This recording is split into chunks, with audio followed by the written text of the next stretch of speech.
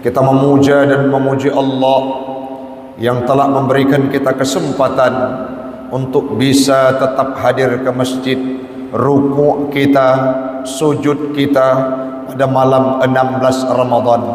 Semoga Allah akan terus memberikan kita hidayah untuk senantiasa bisa mengantarkan Ramadan sampai ke gerbang Aidilfitri nantinya. Salawat dan salam marilah sama-sama kita hantarkan keharibaan baginda Rasulullah sallallahu alaihi wasallam, kepada sahabat beliau sekalian, para alim ulama mutaqaddimin dan mutaakhirin yang muktabar kedua-duanya, yang kita hormati bersama Imam Syekh Masjid Darussalam yang kita cintai ini, BKM, pengurus masjid, jamaah sidang solat Aisyah dan tarawih sekeyakinan seakidah yang kami muliakan.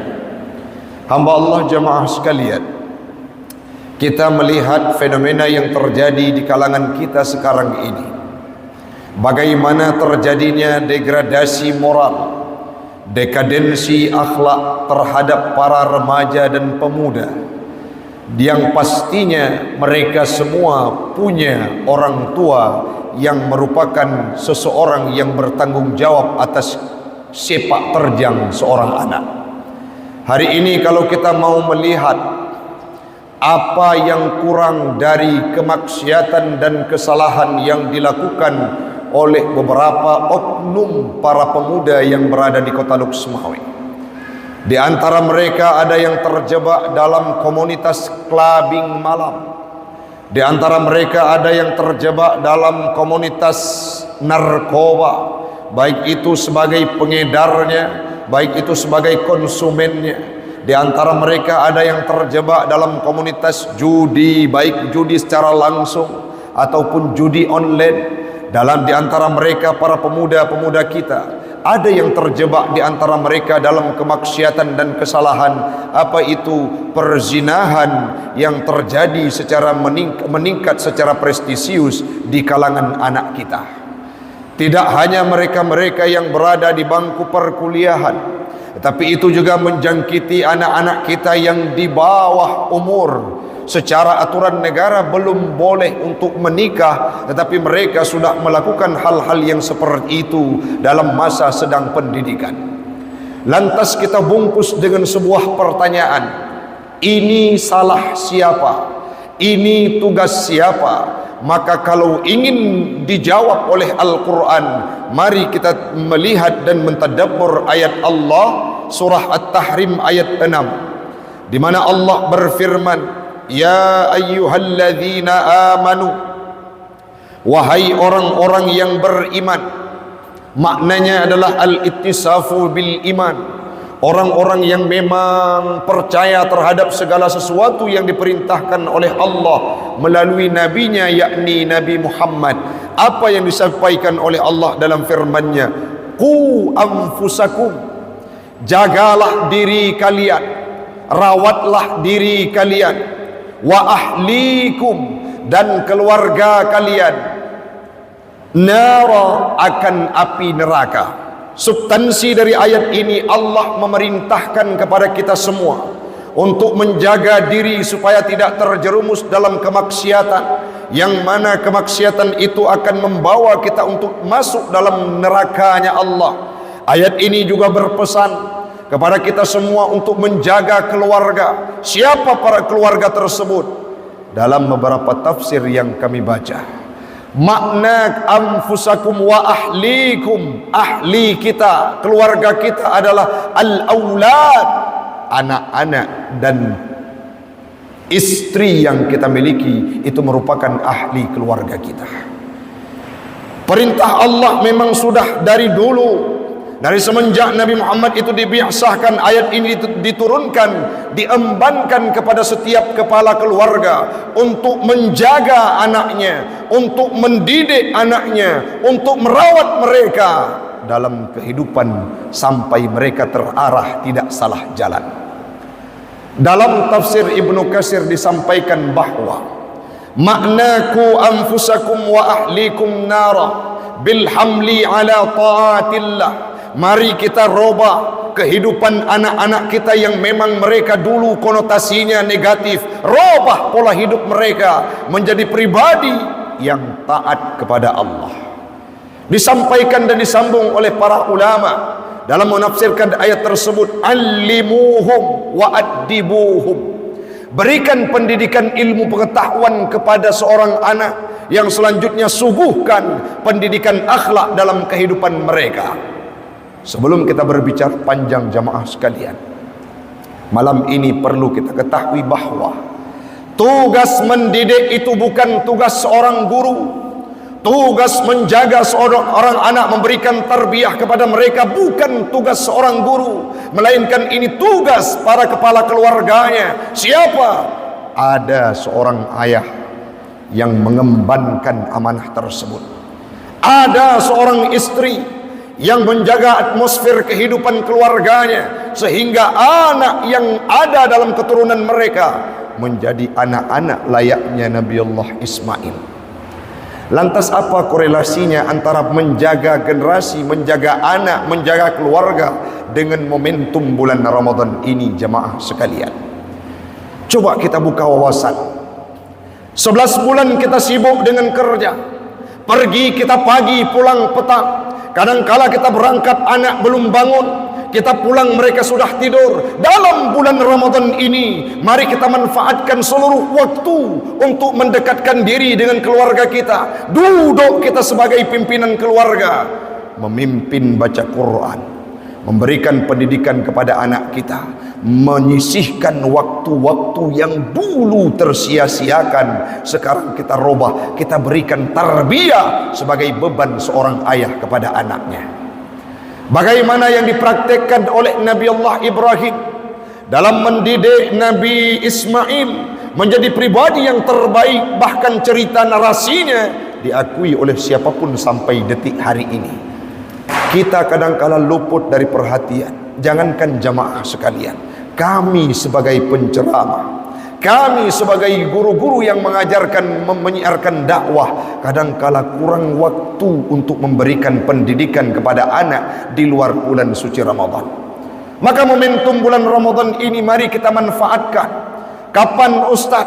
Menjelang berbuka puasa, korbankan waktumu, pulang kerja singgah ke rumah. Setiba di rumah, apa yang kita lakukan? Absen anak kita di mana mereka? Kenapa belum ada? Mari kita duduk di depan tempat untuk berbuka puasa. Apa yang kita suguhkan?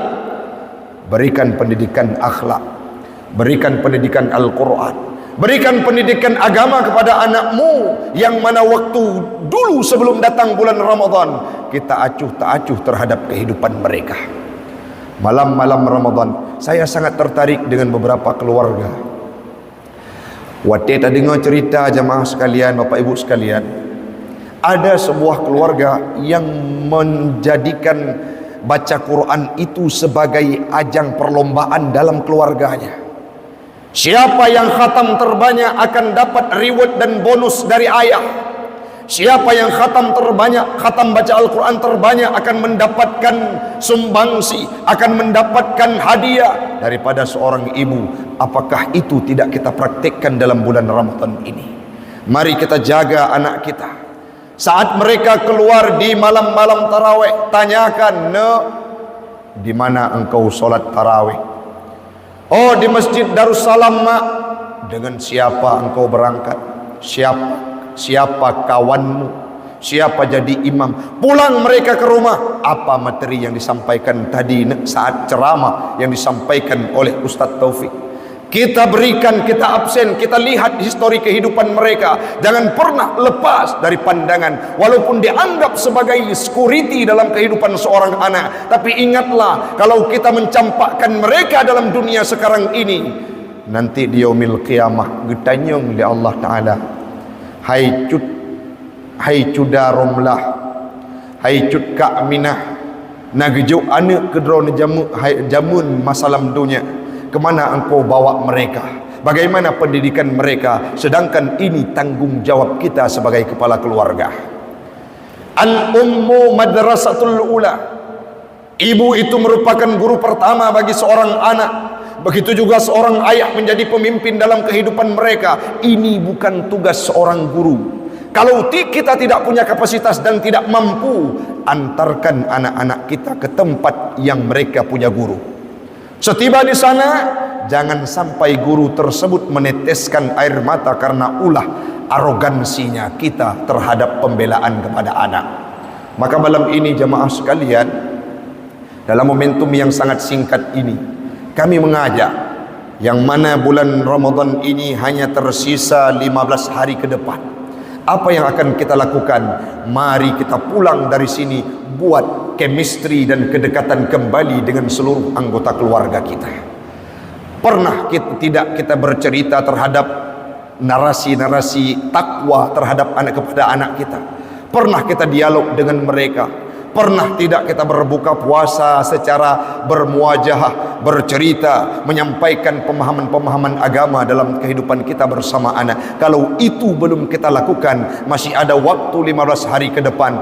Jangan sampai jemaah sekalian, ada hal yang memang lucu dipraktikkan oleh kepala keluarga seorang ayah. Bagaimana contohnya Ustaz? Nana hotel but itu menak jitu nak katnya senang.